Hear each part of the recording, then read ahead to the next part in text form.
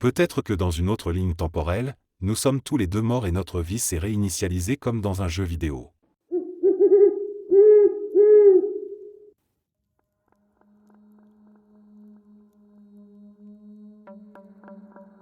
Lors de mon dernier semestre à la fac, j'ai été agressé par un joueur de foot américain pour avoir marché là où il essayait de passer avec sa voiture. Notez qu'il pesait 147 kg et moi 54 kg. Pendant que j'étais inconscient au sol, j'ai vécu une autre vie. J'ai rencontré une jeune femme merveilleuse, elle faisait battre mon cœur plus fort et j'ai eu ce qu'on appelle un vrai coup de foudre. Je l'ai courtisée pendant des mois avant de finalement la conquérir. Après 2 ans, nous nous sommes mariés et presque immédiatement, elle m'a donné une fille. J'avais un excellent travail et ma femme n'avait pas besoin de travailler à l'extérieur de la maison. Quand ma fille a eu 2 ans, on a eu un fils. Mon fils était la joie de ma vie, je me rendais dans sa chambre chaque matin avant de partir au travail et je m'occupais de lui et de ma fille. Un jour, alors que j'étais assis sur le canapé, j'ai remarqué que la perspective de la lampe était étrange, comme inversée. Elle était toujours en 3D mais il y avait quelque chose qui n'était pas bien. C'était une base de lampe carrée, rouge avec des bordures dorées sur 4 pieds et un abat-jour carré blanc. J'étais hypnotisé, je ne pouvais pas détourner les yeux. J'ai veillé toute la nuit à la regarder, le lendemain matin je ne suis pas allé au travail, quelque chose n'allait pas avec cette lampe. J'ai arrêté de manger, je quittais le canapé seulement pour aller aux toilettes au début, puis j'ai arrêté cela aussi car j'avais aussi arrêté de boire et manger. J'ai fixé cette foutue lampe pendant 3 jours avant que ma femme ne commence à s'inquiéter sérieusement, elle a fait venir quelqu'un pour essayer de me parler, à ce stade, ma conscience se désagrégeait et ma femme était paniquée. Elle a emmené les enfants chez sa mère juste avant que j'aie mon épiphanie, la lampe n'est pas réelle, la maison n'est pas réelle, ma femme, mes enfants, rien de tout cela n'est réel, les 10 dernières années de ma vie ne sont pas réelles. La lampe a commencé à s'élargir et à devenir plus profonde, elle était toujours en dimension inversée, elle a occupé toute ma perspective et tout ce que je pouvais voir était du rouge, j'entendais des voix, des cris, toutes sortes de bruits étranges et j'ai pris conscience de la douleur, une putain de douleur du démon. Les premiers mots que j'ai dits ont été « il me manque des dents » et j'ai ouvert les yeux. J'étais allongé sur le dos sur le trottoir entouré de gens que je ne connaissais pas, beaucoup étaient en panique, j'étais complètement confus. À un moment donné, un policier m'a ramassé, m'a traîné sur le trottoir astérisque et m'a jeté face contre terre à l'arrière d'une voiture de police, j'étais toujours confus. Le policier m'a emmené à l'hôpital, il semble qu'il ne voulait pas attendre l'arrivée de l'ambulance. J'ai traversé environ 3 années de dépression horrible, je pleurais la perte de ma femme et de mes enfants tout en réalisant qu'ils n'avaient jamais existé, j'avais peur de devenir fou car je pleurais en m'endormant en espérant les voir dans mes rêves. Je ne les ai jamais vus, mais parfois je vois mon fils, généralement juste un aperçu du coin de l'œil, il a toujours 5 ans et je ne peux jamais entendre ce qu'il dit.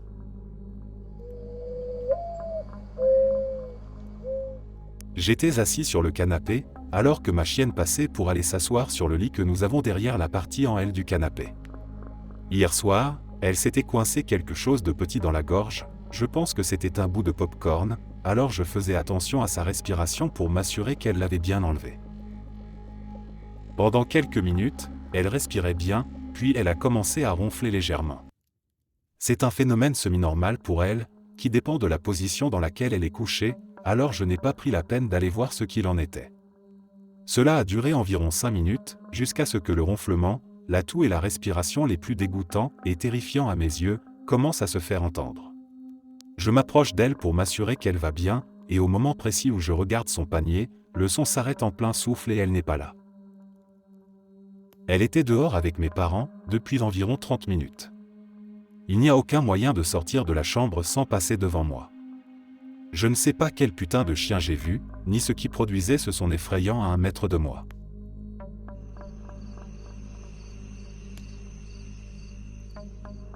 Moi et ma copine vivons ensemble dans un appartement depuis 2 ans et demi. Tout était normal jusqu'au début de la quarantaine, lorsque j'ai commencé à remarquer des choses bizarres.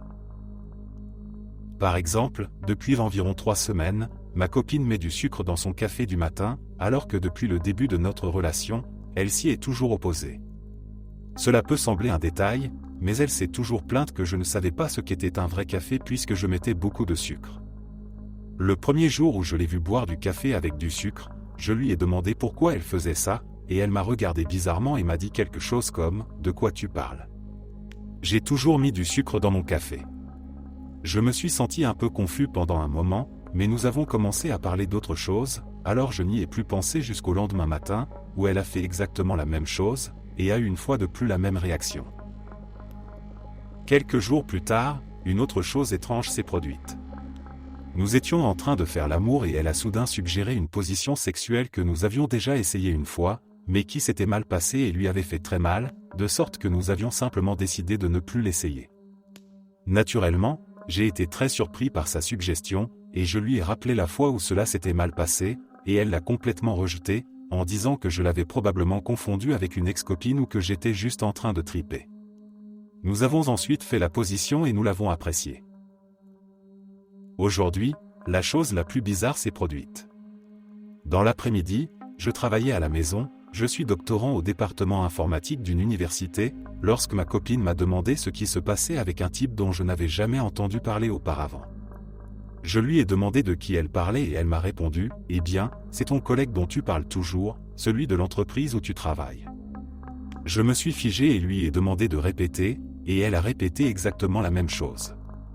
Je lui ai alors dit que je ne travaillais dans aucune entreprise et que je n'avais jamais travaillé dans aucune entreprise, puisque j'avais commencé un doctorat immédiatement après ma maîtrise. À ce moment-là, elle s'est aussi complètement figée et nous nous sommes regardés l'une l'autre, complètement confus et choqués, pendant quelques instants. Elle m'a alors demandé ce qui se passait et je lui ai rappelé l'histoire du café et de la position sexuelle et que je ne savais plus ce qui se passait. À ce moment-là, elle s'est mise à pleurer elle aussi et m'a demandé ce qui n'allait pas chez nous. Ni elle, ni moi, ni personne dans les deux familles n'a jamais eu de problèmes mentaux dans le passé. Nous ne savons pas quoi faire. Quelqu'un peut-il nous expliquer ce qui ne va pas chez nous ?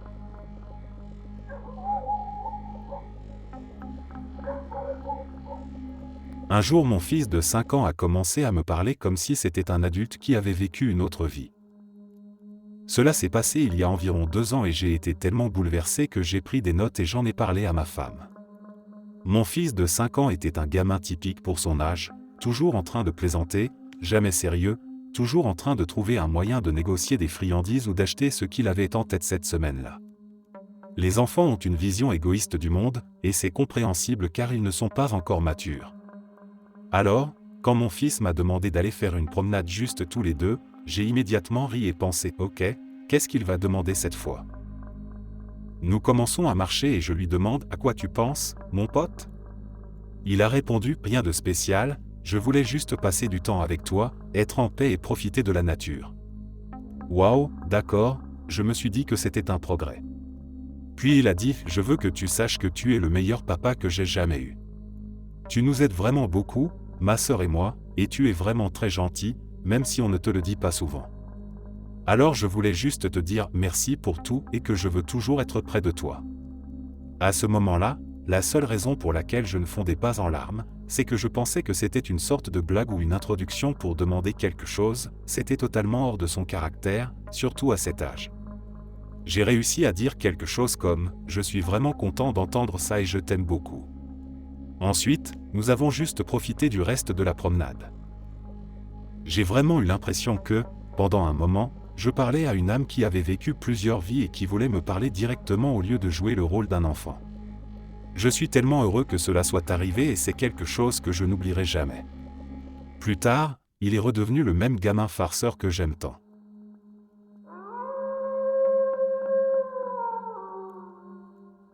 Cela s'est réellement passé la semaine dernière.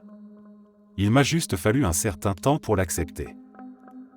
J'ai reçu un appel téléphonique de mon voisin d'un accent grave côté tard dans la soirée, me demandant si je pouvais l'aider à monter un matelas à l'étage. Sa mère est malade et a un grand lit très lourd. Bien sûr, je suis allé l'aider parce que ce sont de super voisins. Je suis arrivé chez lui et un de ses amis était là pour aider. Nous avons trouvé comment séparer le matelas du lit pour pouvoir le monter à l'étage. Nous avons tout monté et remis en place, puis mon voisin m'a demandé si je pouvais les aider à monter une armoire à l'étage aussi. Je n'ai pas réfléchi et nous avons sorti l'armoire de sa caravane pour la monter par les escaliers de devant de sa maison. C'est là que je suis mort. Les escaliers de devant ont 11 marches. J'étais en bas de l'armoire, à environ 6 marches, quand mon voisin et son ami ont perdu leur prise sur l'armoire et elle m'est tombée dessus, me faisant chuter en arrière vers le pavé. Je me réveille alors dans ma salle à manger avec mon téléphone qui sonne et ma femme qui me demande si je vais répondre. C'est mon voisin qui me demande si je peux l'aider à monter un lit à l'étage pour sa mère. Je vais chez lui et je rencontre à nouveau son ami, car c'était la première fois que je le rencontrais. Je dis que je peux aider avec le lit mais que je ne peux pas aider avec l'armoire. Mon voisin était genre, comment tu savais pour l'armoire ? J'ai alors commencé à leur dire que j'étais presque sûr que je venais de mourir. J'ai passé l'heure suivante à parler avec l'ami de mon voisin. Il avait tellement de questions. Mon voisin ne me croyait pas jusqu'à ce que je décrive la chambre à l'étage en détail parfait, jusqu'au cadre métallique du lit sur le sol et à la tête de lit complexe appuyée contre le mur, alors que je n'étais jamais monté à l'étage de leur maison auparavant. Son ami m'a demandé ce que j'avais vu après ma mort. Je lui ai dit que je n'étais jamais vraiment mort. Avant que cela n'arrive, je me suis réveillé à la table de ma salle à manger.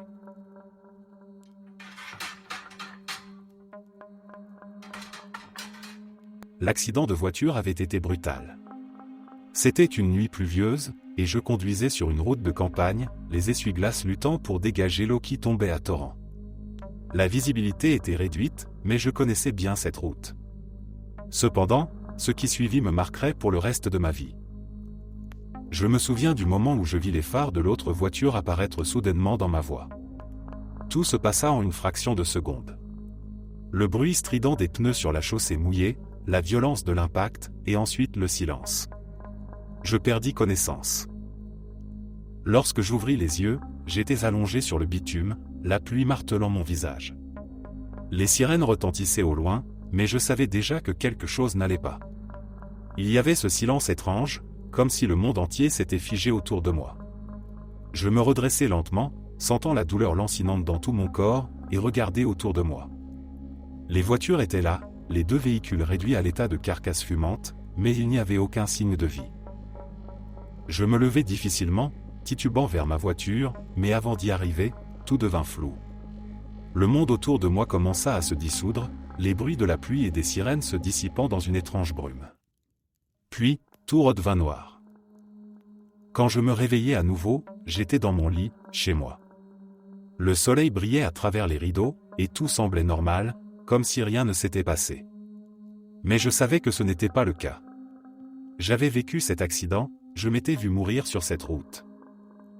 Je me précipitai vers le miroir, m'attendant à voir des blessures, des marques de l'accident, mais il n'y avait rien. Tout semblait intact. Pourtant, je pouvais encore sentir la douleur, la panique.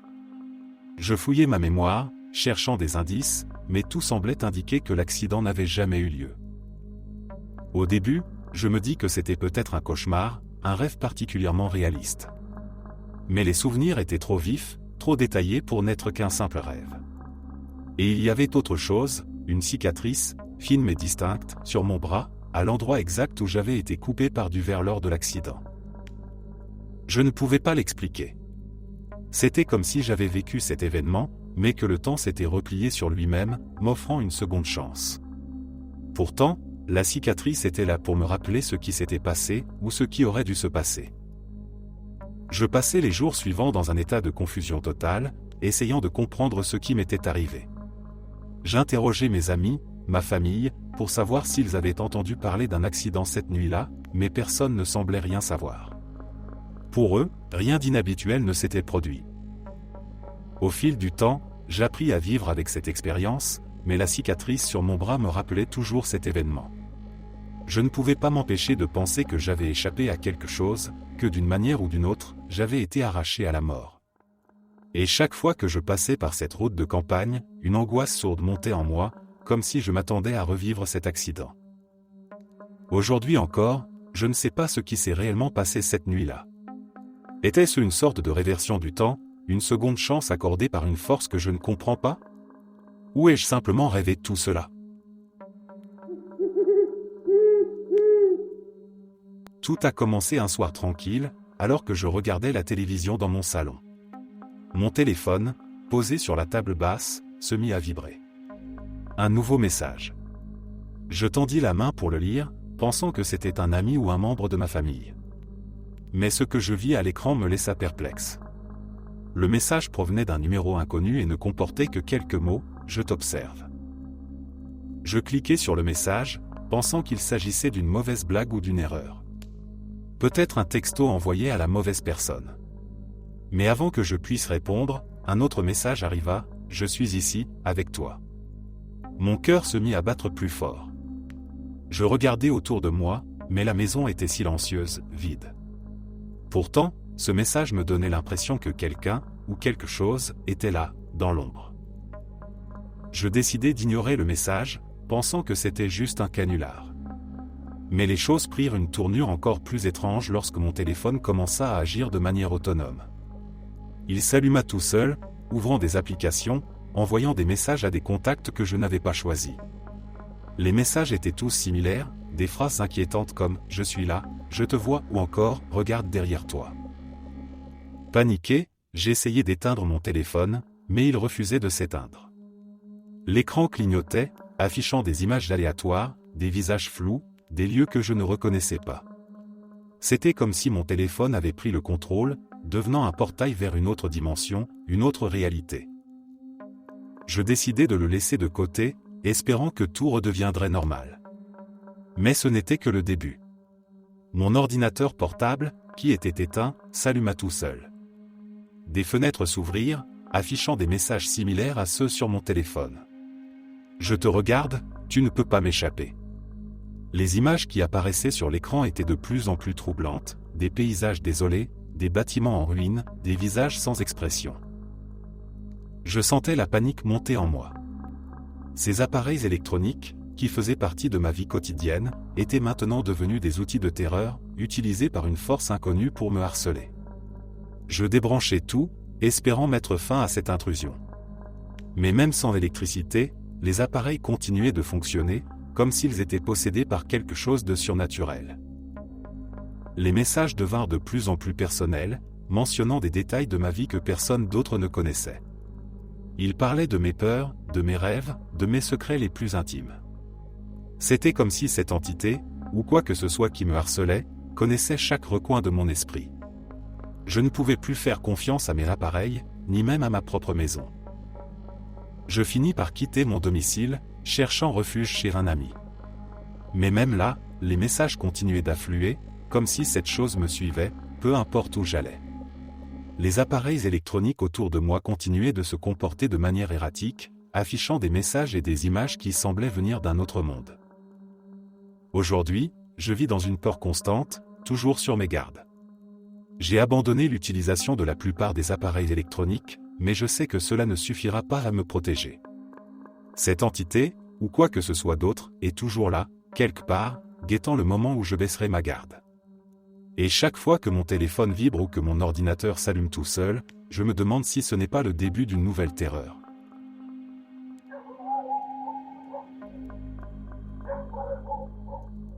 Cela s'est passé en 2009, alors que j'avais 16 ans.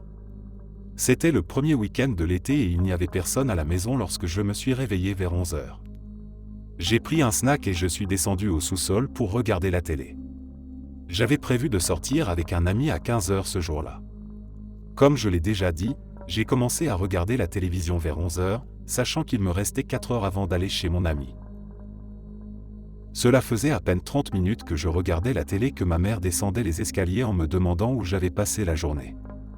J'ai répondu, « Qu'est-ce que tu racontes ? Je suis réveillé depuis moins d'1 heure. » Je regarde ma montre et constate qu'il est bien plus de 5 heures de l'après-midi. Je cours à l'étage et vérifie mon téléphone pour voir que j'ai plusieurs appels manqués de mon ami et de ma mère. C'est la version de ma mère qui me donne la nausée quand j'y pense, même aujourd'hui. Ce jour-là, elle était avec mon petit frère à son match de baseball, de 13h à 15h. Elle et mon frère étaient à la maison quand je me suis soi-disant réveillé et que je suis descendu au sous-sol, mais aucun d'eux ne se souvient de m'avoir vu ce matin-là.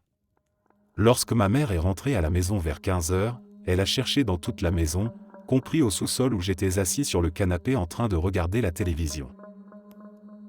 Cela fait 10 ans et je n'ai toujours aucune idée de ce qui s'est passé ce jour-là. C'est de loin la chose la plus bizarre qui me soit arrivée, et bien que j'en parle avec ma famille comme s'il s'agissait d'une petite chose amusante qui s'est produite, j'ai vraiment froid dans le dos en y pensant.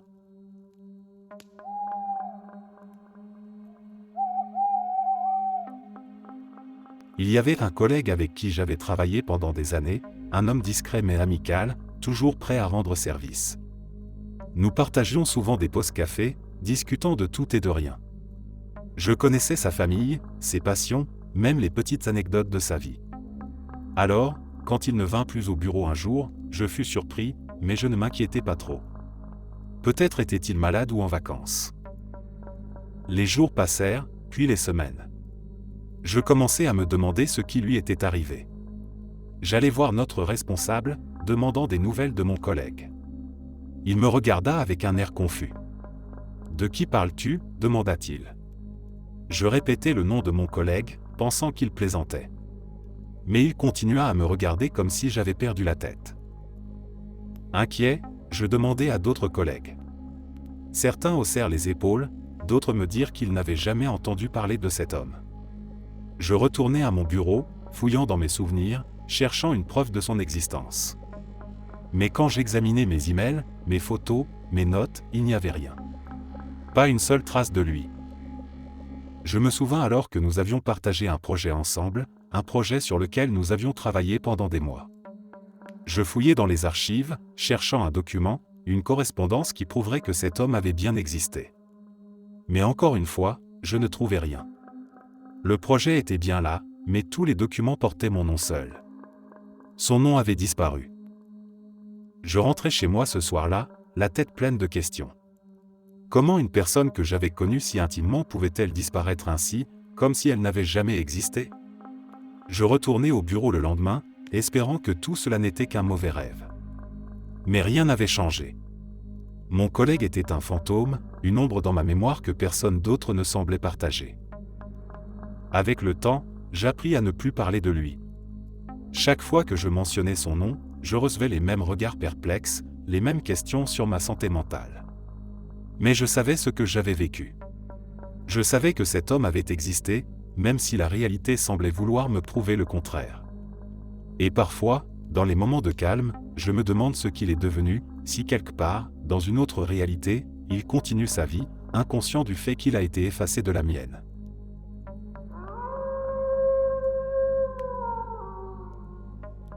Un jour, en rangeant mon bureau, je tombai sur une boîte remplie de vieilles photos, des souvenirs d'une époque révolue. Je m'assis pour les examiner, un sourire nostalgique sur les lèvres. Mais à mesure que je parcourais les photos, quelque chose de troublant attira mon attention. Il y avait des images d'événements dont je n'avais aucun souvenir, des moments qui, pour moi, n'avaient jamais eu lieu. Je regardais une photo de moi lors d'un voyage à la montagne, entouré d'amis que je connaissais bien. Pourtant, je n'avais jamais fait ce voyage. Je me souvenais distinctement d'avoir refusé l'invitation cette année-là à cause d'un travail important. Alors comment étais-je sur cette photo ? Et pourquoi avais-je l'air si heureux, si naturel, comme si ce moment faisait vraiment partie de ma vie ? Je continuais à examiner les photos, et plus je les regardais, plus je trouvais des preuves de vie que je n'avais jamais vécues. Il y avait une image de moi tenant un trophée de golf, un sport que je n'avais jamais pratiqué. Une autre me montrait dans une maison inconnue, avec des enfants qui m'appelaient « papa ». Chaque photo racontait une histoire différente, une version alternative de ma vie que je n'avais jamais vécue. Au début, je pensais que c'était une blague ou une erreur. Peut-être que ces photos appartenaient à quelqu'un d'autre, à une personne qui me ressemblait étrangement. Mais plus j'examinais les détails, plus il devenait clair que c'était bien moi sur ces images, dans des réalités parallèles où des choix différents avaient été faits. Je ne savais pas quoi penser. Ces photos étaient-elles des fragments de réalités alternatives qui avaient d'une manière ou d'une autre pénétré dans ma vie ? Ou étais-je en train de perdre la tête, inventant des histoires pour expliquer l'inexplicable ? Chaque jour, je me plongeais un peu plus dans ces souvenirs d'une vie qui n'était pas la mienne, essayant de comprendre comment cela était possible. Mais ce n'était pas tout. Peu de temps après avoir découvert ces photos, je commençais à recevoir des objets qui ne m'appartenaient pas. Un vieux livre avec des annotations que je n'avais jamais écrites, un porte-clés avec un nom inconnu gravé dessus, et même un journal intime détaillant des pensées et des événements que je n'avais jamais vécus. Ces objets semblaient provenir de ces réalités alternatives, comme si elles essayaient de faire irruption dans ma vie actuelle. Ces incursions dans ma vie devinrent de plus en plus fréquentes. Parfois, je trouvais des vêtements dans ma garde-robe que je n'avais jamais achetés, des lettres adressées à des personnes que je ne connaissais pas, et même des messages sur mon téléphone provenant de numéros inconnus, me parlant comme si nous avions une longue histoire ensemble. Je commençais à me demander quelle était la véritable réalité, et si celle dans laquelle je vivais actuellement était vraiment la bonne. Cette confusion entre les différentes réalités eut un impact sur ma vie quotidienne. Je devins méfiant, incertain de ce qui était réel et de ce qui ne l'était pas. Chaque décision, chaque choix que je faisais, me semblait crucial, comme s'il pouvait m'orienter vers une autre réalité, une autre version de moi-même. Et parfois, je me surprenais à regretter les choix que je n'avais jamais faits, à désirer les vies que je n'avais jamais vécues. Aujourd'hui, je vis avec ces souvenirs et ces objets venus d'ailleurs, des fragments de réalité alternative qui continuent de m'intriguer et de me hanter. Je ne sais pas pourquoi j'ai été choisi pour vivre ces expériences, ni ce que cela signifie vraiment.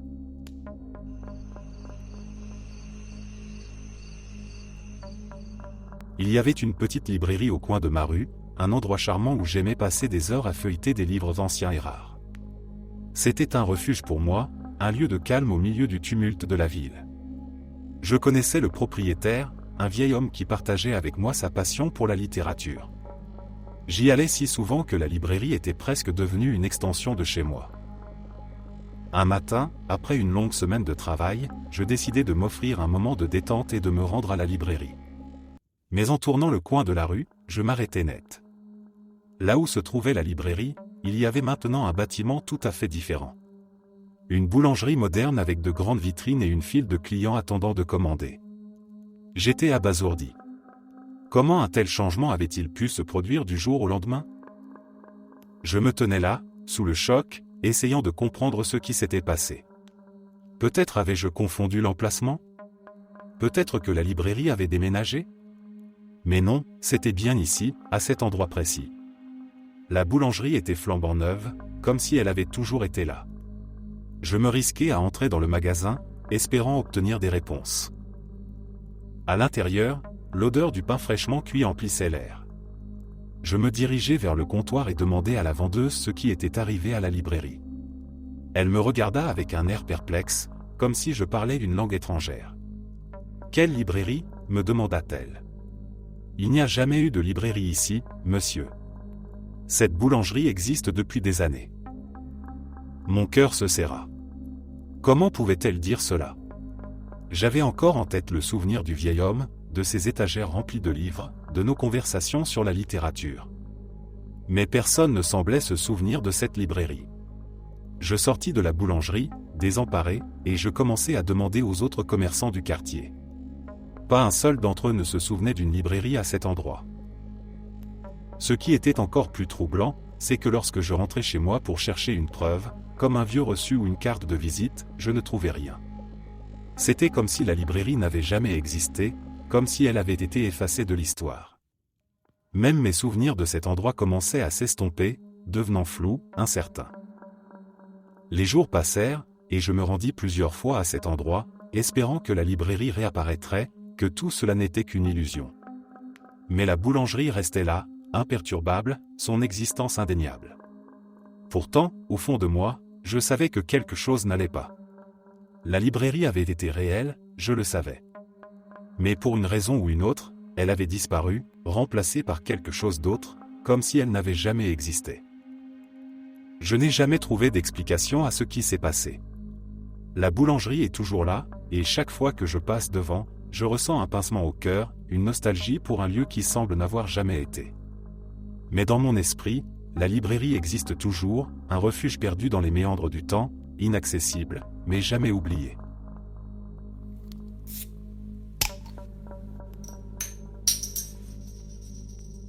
J'ai 4 enfants.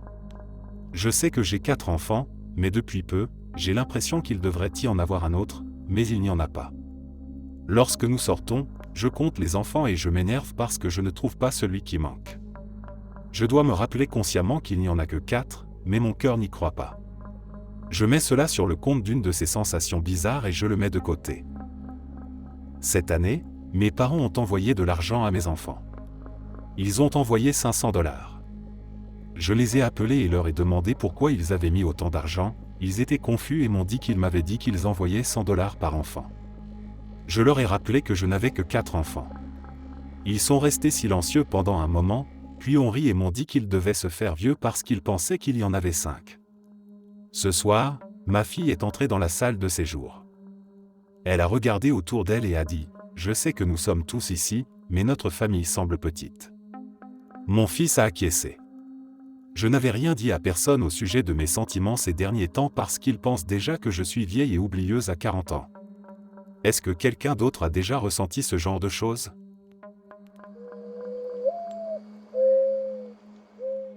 Depuis quelques semaines, en conduisant, j'ai observé des piétons qui se tiennent au feu de circulation et qui, en traversant la route quand le feu passe au vert, plongent la main dans leur poche pour sortir leur téléphone et le regarder. Rien de significatif ou d'étrange à cela, juste une de ces choses banales que l'on remarque en passant sa journée. Aujourd'hui, je conduisais avec ma fille et nous nous sommes arrêtés à un feu rouge à un passage piéton.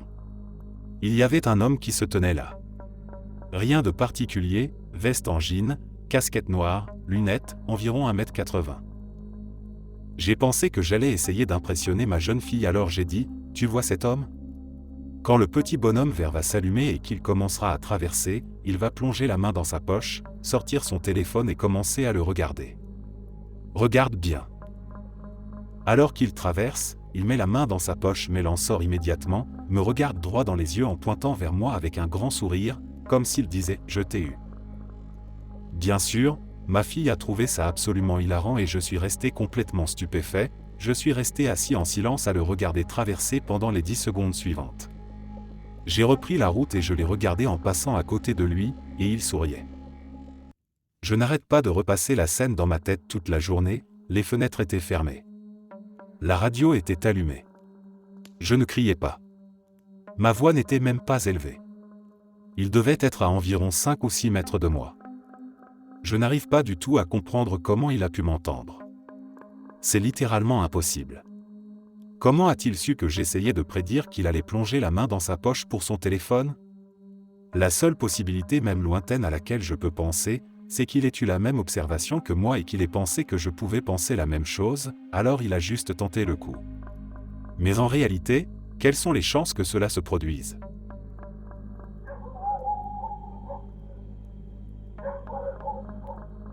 En 2003, j'ai appris la mort d'un camarade de classe. C'est un ami de sa petite amie qui m'en a parlé. Il est mort dans son sommeil à l'âge de 23 ans. Je lui ai demandé si des substances étaient impliquées et elle m'a répondu que non. Elle était vraiment triste parce qu'il venait de se fiancer. Je me suis dit que j'enverrais mes condoléances, mais je ne l'ai jamais fait. Je me souviens avoir parlé à un ami commun quelques années plus tard et j'ai eu l'impression que c'était toujours un sujet très sensible. Il y a quelques années, j'ai reçu une demande d'amitié de la part d'un homme. Je ne pensais pas que c'était réel et je l'ai ignoré. Aujourd'hui, j'ai appris qu'il était vivant. Il a épousé la fille avec laquelle il était fiancé, celle-là même à côté de laquelle il est mort. L'ami commun à qui j'en avais parlé pense maintenant que je suis fou.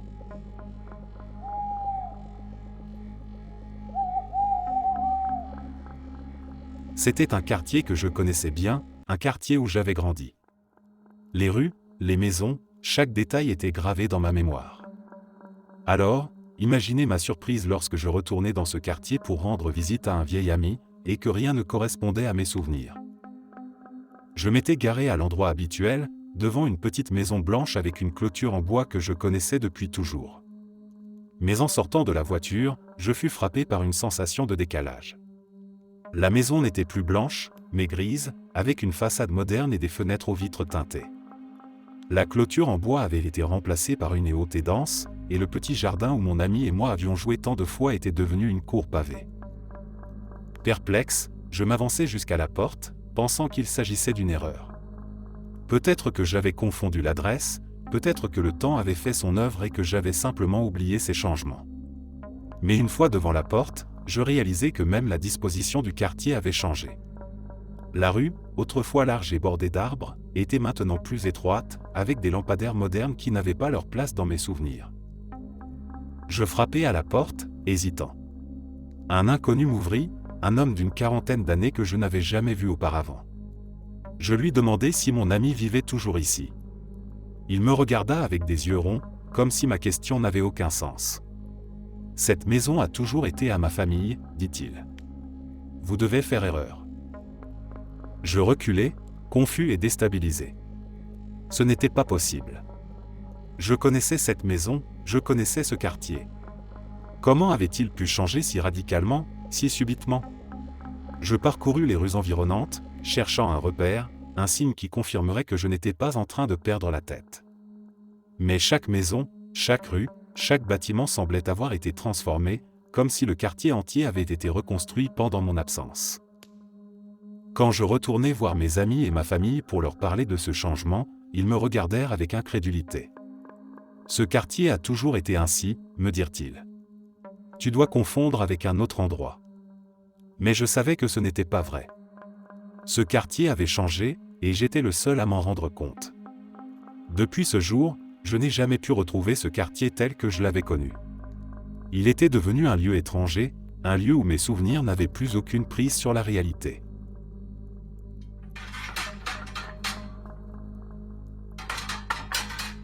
Tout avait commencé normalement.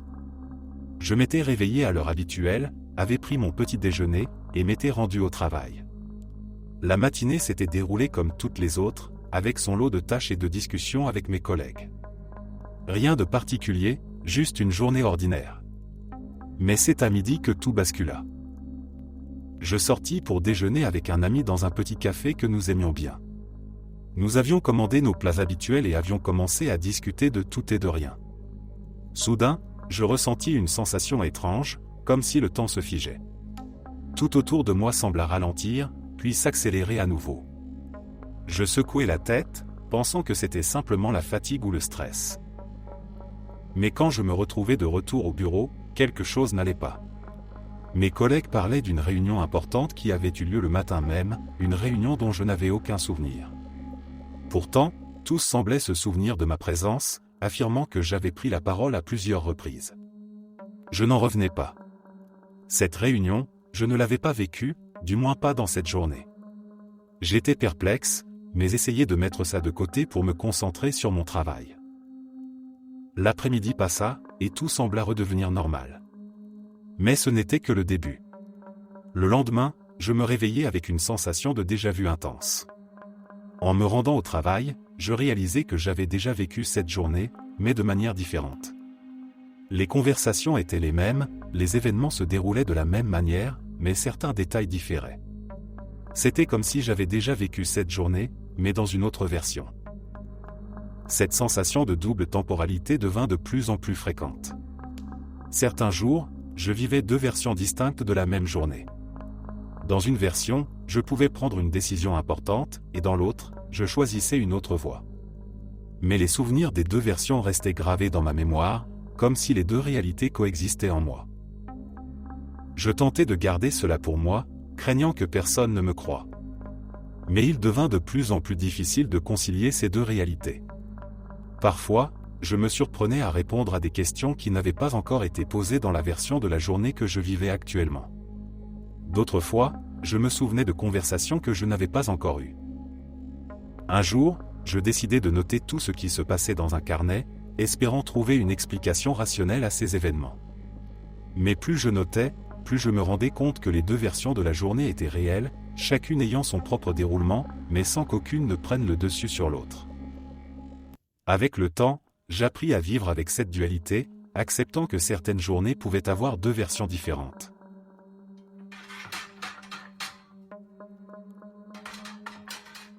Ma petite sœur est atteinte du syndrome de Down. Si vous ne savez pas ce qu'est le syndrome de Down, voici quelques informations à ce sujet. D'après ce que j'ai compris du syndrome de Down, de nombreuses personnes qui en sont atteintes se situent sur le spectre autistique. Ma sœur est considérée comme une autiste de haut niveau, en plus d'être atteinte du syndrome de Down. Notre mère a eu beaucoup de difficultés pendant sa grossesse avec Diana, et a eu de nombreux événements étranges pendant qu'elle était enceinte d'elle. La principale étant qu'à environ 6 mois de grossesse, notre mère est entrée dans sa salle de bain et a trouvé la boîte contenant sa robe de mariée sur le sol. Cette boîte se trouvait dans le grenier depuis que nous avions emménagé dans cette maison. Personne dans la maison ne savait comment elle était arrivée là. Maman a commencé à avoir des contractions juste après cet incident et a commencé à saigner. papa l'a emmenée aux urgences et, après une journée passée en soins intensifs et de multiples examens, mes parents ont découvert que Diana était atteinte du syndrome de Down. Après sa sortie de l'hôpital, maman nous fait asseoir, mes sœurs et moi, pour nous en parler, en nous disant que Diana aura une anomalie et en nous expliquant qu'elle sera différente des enfants normaux. Je me souviens très clairement que tout le monde pleurait, sauf moi. Je me souviens avoir dit quelque chose du genre, mais aucun de nous n'est normal. J'avais 12 ans et il est certain que ma famille n'est pas très normale. Diana est née prématurément, je crois qu'elle est née à 7 mois, mais je peux me tromper un peu, a une tonne de problèmes médicaux et doit être opérée immédiatement après sa naissance. Elle a passé les 2 premiers mois de sa vie à l'unité de soins intensifs néonatales. Nous avons finalement pu la ramener à la maison après sa convalescence. C'était une toute petite chose. Lorsque Diana a eu environ 6 mois, mes parents ont commencé à faire de la kinésithérapie et de l'orthophonie avec elle, parce qu'elle ne se développait pas comme un bébé normal l'aurait fait à cet âge, je suppose. Je me souviens que nous avons appris le langage des signes avec elle jusqu'à ce qu'elle ait environ 2 ans, car ma mère craignait qu'elle ne soit pas verbale. Ma mère ne pouvait pas avoir plus tort. Diana a commencé à babiller vers l'âge de 8 mois, et elle se mettait toujours à plat ventre sur le dos et parlait au plafond, et gloussait comme si quelqu'un jouait avec elle. Maman disait toujours en plaisantant que Diana parlait aux anges. Diana a alors 3 ou 4 ans. Ma mère, Diana et moi-même sommes à une petite fête de Noël dans un centre pour handicapés physiques et mentaux, où Diana a pris des cours et où nous avons fait du bénévolat. Nous sommes toutes les 3 assises sur ces bancs et attendons que le Père Noël entre en scène pour que tous les enfants puissent se faire photographier avec lui. Diana se lève et s'éloigne de ma mère et de moi en courant dans la foule. Nous la poursuivons et elle court tout droit vers une femme plus âgée que nous n'avions jamais rencontrée. Diana saisit la jambe de cette femme et se met à brailler. Ma mère et moi nous excusons auprès de la femme en lui disant que nous ne savons pas ce qui lui est arrivé. La femme regarde Diana et lui demande ce qui ne va pas. C'est là que ça devient bizarre. Diana lui répond, mot pour mot, de la manière la plus claire que j'ai jamais entendue, « Je suis désolée que ta maman t'ait quitté ». La femme se met à pleurer et nous dit que sa mère est décédée quelques nuits auparavant après une longue bataille contre le cancer. La deuxième fois, Diana nous a fait peur. Je rendais visite à ma mère et à Diana lorsqu'elle avait environ 10 ans. Diana commence à me raconter qu'elle parle tout le temps à son grand-père, décédé quand elle avait environ 5 ans, et qu'elle a rencontré la femme de son grand-père. La femme de grand-père, notre belle-grand-mère, était encore en vie à ce moment-là, et c'est la seule grand-mère que Diana ait jamais connue, alors je lui dis, bien sûr que tu as rencontré grand-mère. Ma mère et moi sommes restés figés.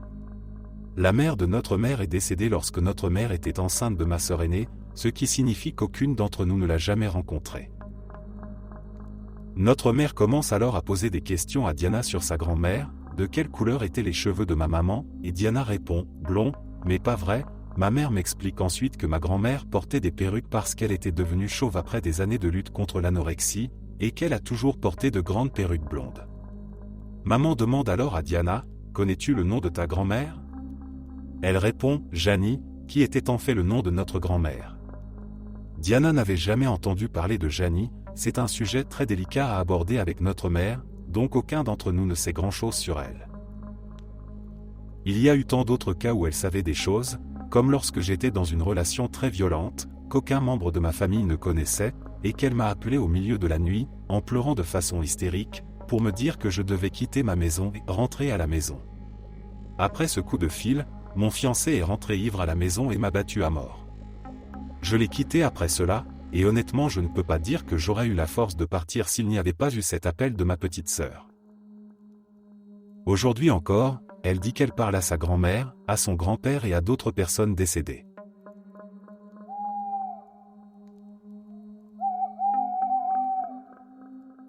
Cela faisait des années que je possédais cette bague, un bijou de famille que ma grand-mère m'avait confié avant de partir. La bague, ornée d'une pierre bleue, était précieuse non seulement par sa valeur sentimentale, mais aussi par son histoire. Je la portais presque tous les jours, elle faisait partie de moi. Un matin, alors que je me préparais pour une journée de travail, je remarquai que la bague n'était plus à son doigt habituel. Je fouillai frénétiquement ma chambre, pensant l'avoir enlevée la veille au soir. J'inspectais chaque recoin, chaque tiroir, mais elle avait simplement disparu. Cette absence m'obséda tout au long de la journée, et je rentrais chez moi déterminé à la retrouver. Les jours passèrent et malgré mes recherches acharnées, la bague restait introuvable. C'était comme si elle s'était évaporée. Je retournais chaque meuble, chaque vêtement, et même les moindres recoins de ma maison, mais rien. La frustration fit place à la tristesse, puis à la résignation.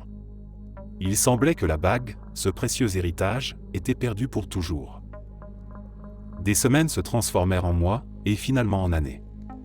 Je m'étais fait à l'idée que la bague ne reviendrait jamais, bien que son absence m'ait laissé un vide.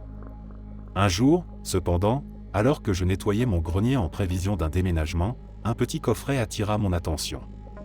Il était ancien, poussiéreux, et je ne me souvenais pas l'avoir déjà vu. Avec précaution, j'ouvris le coffret. Mon cœur s'arrêta un instant. Là, au milieu de quelques vieux papiers jaunis, se trouvait la bague. Exactement comme je m'en souvenais, mais avec une différence. La pierre bleue, autrefois éclatante, était maintenant fendue, et le métal semblait avoir vieilli de plusieurs décennies. Comment avait-elle atterri là? Et pourquoi était-elle dans cet état? Je m'assis, la bague dans la main, essayant de comprendre ce qui s'était passé. Le coffret lui-même était un mystère, je n'avais aucun souvenir de l'avoir jamais possédé. La bague, cependant, semblait porter les marques d'une longue absence, comme si elle avait traversé le temps pour revenir à moi. Depuis ce jour, je la garde précieusement, mais je ne peux m'empêcher de m'interroger sur les mystères qu'elle renferme.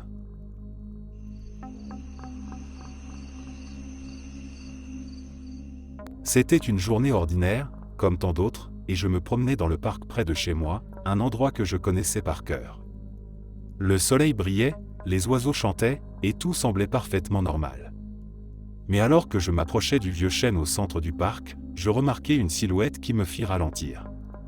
Au début, je ne compris pas pourquoi cette personne m'attirait tant l'attention, mais à mesure que je m'approchais, mon cœur se mit à battre plus fort. L'homme, assis sur un banc en face du chêne, était moi. Ou plutôt, une version de moi, légèrement plus âgée, avec quelques rides supplémentaires autour des yeux et des cheveux un peu plus grisonnants. Il portait une veste que je ne reconnaissais pas, mais tout le reste, le regard, la posture était indéniablement moi. Je m'arrêtai net, essayant de comprendre ce qui se passait. Cet homme moi leva les yeux et croisa mon regard. Un sourire apparut sur son visage, un sourire que je connaissais bien, car c'était le mien. Il se leva lentement, comme s'il s'attendait à cette rencontre. Je me sentis tiraillé entre l'envie de m'enfuir et celle de l'approcher, de comprendre ce qui se passait. Mais la curiosité l'emporta. Nous nous approchâmes l'un de l'autre jusqu'à ce que nous soyons à quelques pas seulement. Je pouvais voir les détails de son visage, les petites rides qui trahissaient son âge, ou plutôt le mien, quelques années dans le futur. Il n'y avait aucun doute, c'était bien moi. Mais comment était-ce possible? Tu as des questions, dit-il doucement, d'une voix qui résonnait étrangement en moi. C'était ma voix, mais plus grave, plus posée. Il leva la main pour m'interrompre. Je ne peux pas tout expliquer, dit-il, mais sache que cette rencontre n'est pas un hasard. Tout ce que tu vas vivre dans les prochaines années t'amènera ici, à cet instant précis. C'est important. Je voulais en savoir plus, lui poser 1000 questions, mais il semblait pressé, comme s'il n'avait que peu de temps. Prends soin de toi, dit-il en posant une main sur mon épaule, et souviens-toi de ce moment quand tu en auras besoin. Puis, aussi soudainement qu'il était apparu, il tourna les talons et disparut derrière un groupe d'arbres. Je restais là, figé, l'esprit en ébullition. Je ne savais pas si je devais croire à une hallucination ou à quelque chose de plus étrange. Mais une chose était certaine, je venais de rencontrer une version future de moi-même, et cette rencontre allait changer ma vie à jamais.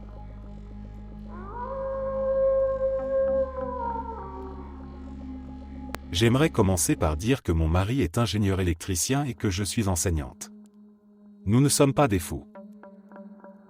À l'époque où mon mari et moi sortions ensemble, mon mari a eu un terrible accident de voiture. Son camion a roulé sur du verglas et a glissé dans le sens inverse de la circulation. Son camion a été complètement détruit.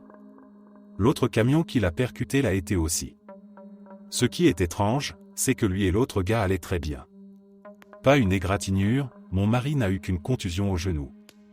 Les premiers secours ont été déconcertés, tout comme la société de remorquage et l'assurance, lorsqu'ils ont réalisé que personne n'était mort ou gravement blessé.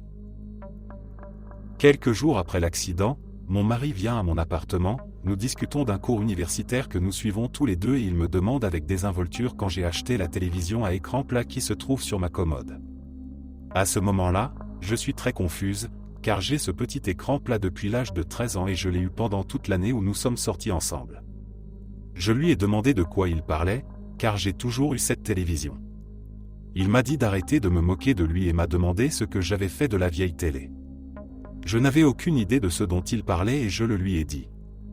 Il est convaincu que j'avais une télé des années 90.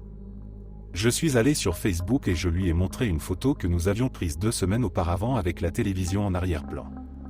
Sur la photo, il s'agit d'un écran plat.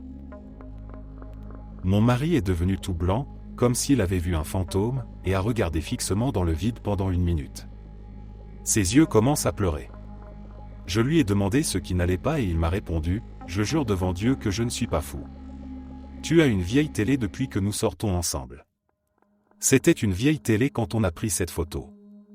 Je me suis dit que c'était parce qu'il avait été secoué par l'accident et il n'en a plus reparlé. Cependant, chaque fois que nous nous retrouvions dans ma chambre, il regardait toujours la télé d'un air bizarre. 7 ans plus tard, mon mari et moi sommes mariés depuis quelques années et décidons que nous sommes prêts à devenir parents. Je ne prends pas de contraception et nous décidons que tout ce qui arrivera arrivera. Nous n'essayons pas activement, mais nous ne l'empêchons pas non plus. Nous sommes en vacances en Italie, nous nous promenons dans Rome et je me sens mal. J'avais eu mes règles la semaine précédente et c'était les pires de toute ma vie. Pendant que nous nous promenons, je souffre de douleurs au dos, de frissons et de crampes horribles. Je vais aux toilettes dans un café, je vomis mes tripes, j'ai la diarrhée et je me rends compte que j'ai mes règles, très abondantes. Évidemment, cela me fait bizarre puisque je venais d'avoir mes règles la semaine précédente. Je me nettoie, retourne voir mon mari et lui dis que je pense avoir besoin d'un médecin. J'ai une tolérance à la douleur assez élevée, mais là, c'est de la folie. Je commence à avoir du mal à marcher et à ressentir des douleurs dans les épaules. Je ne veux pas gâcher nos vacances, mais je commence à m'inquiéter. Mon mari, plus intelligent que moi, voit mon état et me dit que je suis visiblement plus pâle que lorsque je suis allé dans la salle de bain. 20 minutes plus tard, je suis sur une civière et on m'emmène à l'hôpital. 1 heure plus tard, on me prépare à subir une intervention chirurgicale d'urgence. Le docteur me dit que j'ai une grossesse extra-utérine rompue, que j'ai une forte hémorragie interne et que s'il ne m'opère pas, je vais mourir. 6 heures plus tard, je me réveille très endolori et fatigué. Le médecin me dit que j'ai eu beaucoup de chance et que si j'avais attendu plus longtemps pour me faire soigner, je serais morte. Mon mari reste avec moi à l'hôpital la première nuit, puis prend un hôtel pour le reste de mon séjour. 1 semaine plus tard, nous sommes autorisés à prendre l'avion pour rentrer chez nous et je passe un mois épuisant à guérir de l'opération. 2 mois après notre retour, mon mari et moi abordons le sujet des incendies. Il parle des dangers des incendies de cuisine et je lui réponds, pas besoin de s'inquiéter, nous sommes prêts avec l'extincteur dans le placard. Il me regarde comme si j'avais 3 têtes et me demande de quoi je parle. Je lui rappelle qu'il y a un extincteur dans le placard de devant où nous rangeons les manteaux. Nous l'avons depuis 3 ans. Il a insisté pour que nous en achetions un lorsque nous avons acheté notre maison. Mon mari secoue la tête et me dit qu'il n'a aucune idée de ce dont je parlais, que nous n'avons pas d'extincteur. Je lui rappelle non seulement mes souvenirs de disputes pour savoir si nous en avions vraiment besoin, ou le mettre, l'acheter chez Home Depot mais aussi l'installer au mur dans le placard. Il me regarde avec confusion et me dit que rien de tout cela n'est arrivé. Je me lève, je vais à l'avant du placard pour le lui montrer tout en le maudissant d'être un connard d'avoir oublié notre dispute de 2 semaines à ce sujet et voilà, pas d'extincteur. Non seulement il n'y a pas d'extincteur, mais il n'y a pas de trou dans le mur là où je sais que nous l'avons installé. Pas de peinture fraîche, ce mur n'a jamais été touché. J'insiste sur le fait qu'il l'a déplacé et qu'il a réparé le mur, et je lui demande pourquoi il ferait une farce aussi stupide. Il continue d'insister sur le fait que nous n'en avons jamais vu, et que nous n'avons même jamais envisagé d'en avoir un. Cela dure plusieurs minutes. Je suis au bord de l'hystérie, lui disant d'arrêter de jouer avec moi, quand finalement il dit « Maintenant tu sais ce que je pense de cette télé ». Nous n'en avons pas parlé pendant longtemps. Puis, Il a évoqué sa théorie selon laquelle, peut-être que dans une autre ligne temporelle, nous sommes tous les deux morts et nous nous sommes réinitialisés comme dans un jeu vidéo, et la télé et l'extincteur sont des bugs. Je ne sais pas si je suis d'accord avec lui, tout ce que je sais c'est que je n'ai jamais été aussi secoué de toute ma vie et qu'à chaque fois que je sors quelque chose du placard, je suis submergé par ce sentiment d'injustice. Je sais qu'il devrait être là, mais d'une manière ou d'une autre, il ne l'est pas. Je ne peux pas l'expliquer. Il dit qu'il ira dans sa tombe en jurant que j'avais une télé des années 90. Merci d'être resté jusqu'à la fin. N'oubliez pas d'aimer la vidéo, de vous abonner et de partager vos propres histoires en commentaire. On se retrouve demain à la même heure devant ce feu.